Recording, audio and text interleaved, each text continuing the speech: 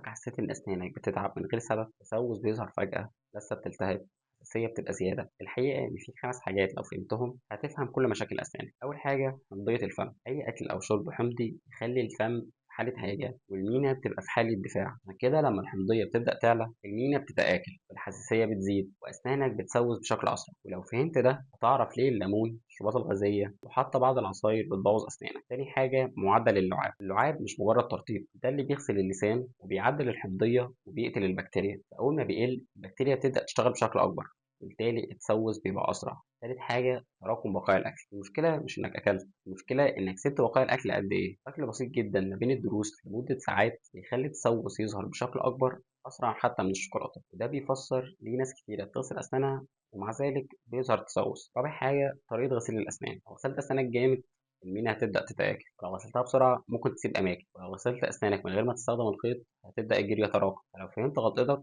هتفهم مشكلتك بتتكرر ليه. خامس حاجة لو بتتنفس من بقك، بتتنفس من بقك اللعاب هيبدأ يقل، زي ما قلنا قبل كده إن اللعاب لما هيبدأ يقل التسوس بيبدأ يشتغل بشكل أكبر، بالتالي التسوس يبدأ يظهر أكتر، بيبقى فيه برضه ريحة فم. ال5 حاجات دول لو فهمتهم هتفهم ليه أسنانك دايما بيبقى فيها مشكلة. في النهاية متنساش اللايك والسبسكرايب، وسلام.